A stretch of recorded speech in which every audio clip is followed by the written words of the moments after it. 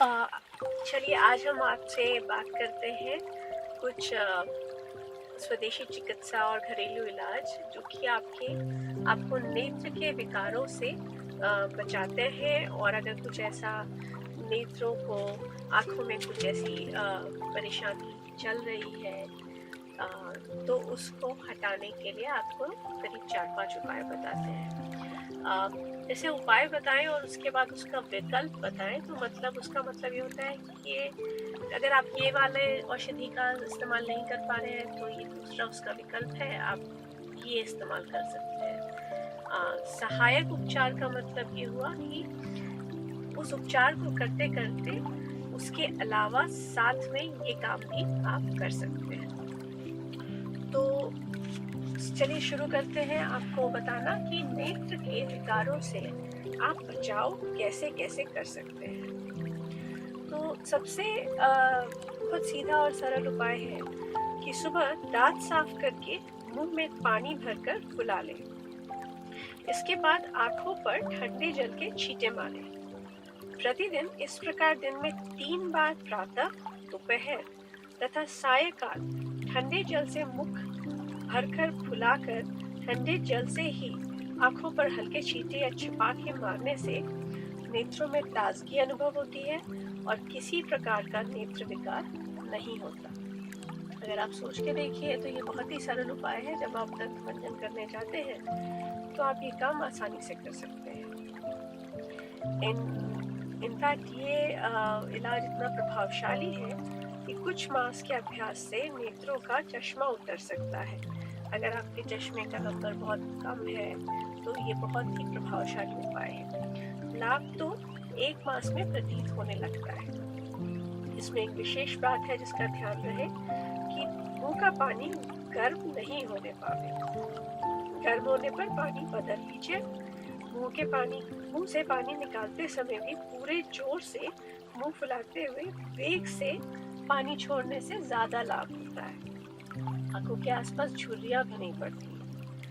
पर पानी अत्यधिक शीतल नहीं होना चाहिए, इसका भी ध्यान रखिए।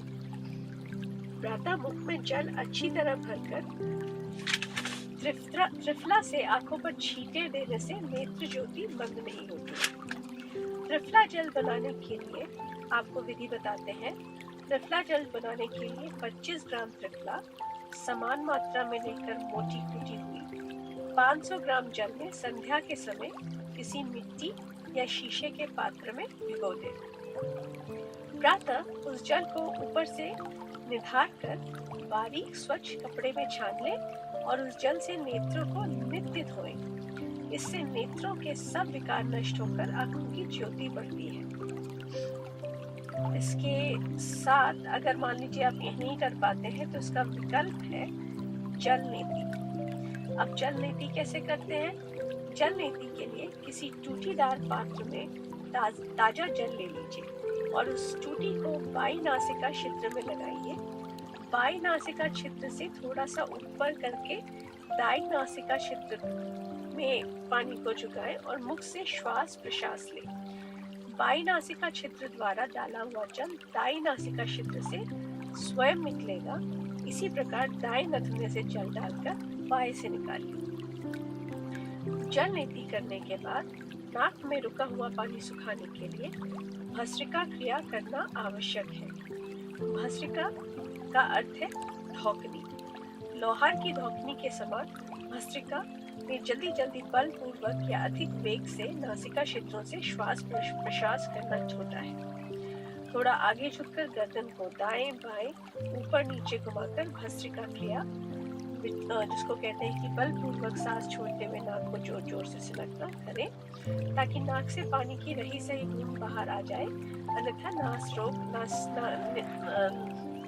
नाकों के रोग होने का डर रहता है। अब सावधानी ये बरतनी है कि इस क्रिया को, जो जल नीति क्रिया है, उसको अच्छे से किसी योगी से ढंग से सीखें। ध्यान रहे कि बासी और अतिशील या गर्म जल से जल नीति कभी ना करें। शुरू में या आरंभ में ये क्रिया को थोड़ी देर करें, फिर धीरे धीरे शयन बढ़ाएं। साधारणतया 1 लोटा पानी एक नासिका छिद्र से निकालना और एक ही लोटा पानी दूसरी नासिका छिद्र से निकालना पर्याप्त होता है। इसके लिए हल्का गुनगुना आधा किलो पानी में आधा चाय का चम्मच स्वच्छ नमक मिलाकर प्रयोग करना उत्तम रहता है। अब जल नीति के लाभ।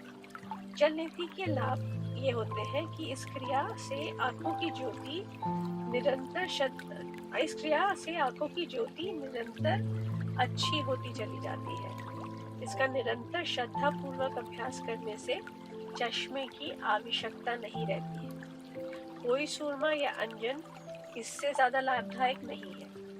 इससे किसी प्रकार की हानि नहीं होती है। ये जुकाम को भी भगा देती है, मस्तिष्क शुद्ध, निर्मल और हल्का करती है, उष्णता और शुष्कता भगाती है, मतलब गर्माहट और ड्राइनेस दोनों भगाती है। जल नीति चक्षुओं के लिए मतलब आंखों के लिए अमृत संजीवनी है, मतलब बहुत ही लाभदायक है। अब आपको बताते हैं जल नीति से के साथ साथ जो आप सहायक उपचार कर सकते हैं जो आपकी आंखों के लिए लाभदायक है। जैसे कि पाँव के तलुओं और अंगुलियों को सरसों के तेल से नित्य प्रातः मालिश करें। इससे आंखों की ज्योति बढ़ती है। पाँव के अंगूठे की सबसे पहले तेल से तर होके मालिश करनी चाहिए। जैसे कि पाँव का अंगूठा है, उस पर पूरी तरह से उसको तेल से भरें और मालिश करें, तो उससे आपको बहुत लाभ होता है। पैरों के अंगूठों को तेल से तर करते रहने से किसी प्रकार का नेत्र रोग होने नहीं पाता और आंखों की रोशनी तेज होती है। इसके अतिरिक्त पाँव का खुरदरापन, रूखापन तथा पाँव का सूज जाना शीघ्र दूर होता है तथा पाँव में कोमलता तथा बल आता है। दोनों समय भोजन करने के बाद मुख धोकर दोनों हथेलियों को परस्पर रगड़ें और जब वह कुछ गर्म हो जाए तो उनको नेत्रों में हल्के से मला जाए या स्पर्श किया जाए तो नेत्रों में उत्पन्न हुए रोग नष्ट हो जाते हैं और नेत्र रोग होने की कोई संभावना नहीं रहती। ये भी एक सहायक उपचार है। ऐसा करने से नेत्रों के सामने अंधेरा छा जाना और दृष्टि फटना आदि दोष भी नष्ट हो जाते हैं। एक और बहुत विशेष उपाय है जो कि आपको अगर रोज करें तो बहुत फर्क पड़ता है कि हथेलियों को परस्पर रगड़कर नरमी से गालों के ऊपर आंखों की ओर ले जाकर फिर कनपटियों की ओर ले जाना चाहिए। यदि हथेलियों को रगड़ते समय इस मंत्र का रोजाना जाप करें या पाठ करें और फिर अंतर मन को यह सुझाव दे कि मेरी आंखों की दृष्टि तेज हो रही है और आंखें स्वस्थ एवं आकर्षक बन रही है। आंखों को अपनी हथेलियों से स्पर्श किया जाए तो आश्चर्यजनक लाभ देखा गया है। आपको मंत्र बताते हैं। मंत्र है अय मे हस्तो भगवा नयन में भगवतरा अय में विश्व भेजशो यम शिवाभिमर्श। ये चैनल के नीचे, इस एपिसोड के नीचे आपको लिखा हुआ भी मिल जाएगा। आप वहां से इसको पिक करके नोट्स बना सकते हैं।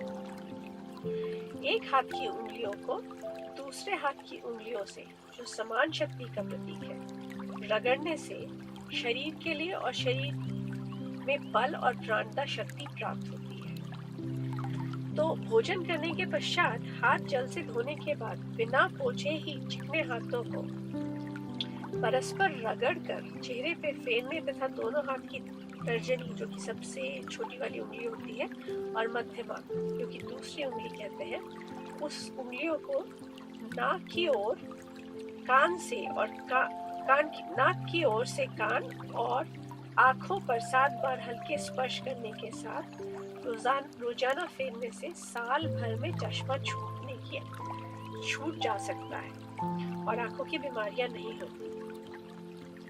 ध्यान रहे, लाली, सूजन, रोहे, दानों, अबुर आदि आंखों की बीमारियों में यह क्रिया को ना करें। यह क्रिया करने से कमजोर आंखों को बल मिलेगा और सामान्य आंखें स्वस्थ बनी रहेंगी। आशा है आपको ये सुझाव, जो कि घरेलू चिकित्सा है और आपके नेत्रों को अच्छा रखने और स्वस्थ रखने के लिए पसंद आए होंगे।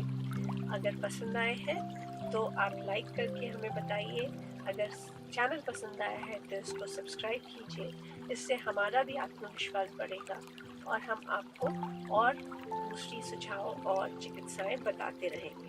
आप सभी का इस चैनल से जुड़ने के लिए बहुत बहुत धन्यवाद और हम आपको अब अगले एपिसोड में दूसरी चिकित्साओं और घरेलू इलाजों के बारे में बताने के लिए फिर से वापस आएंगे। धन्यवाद।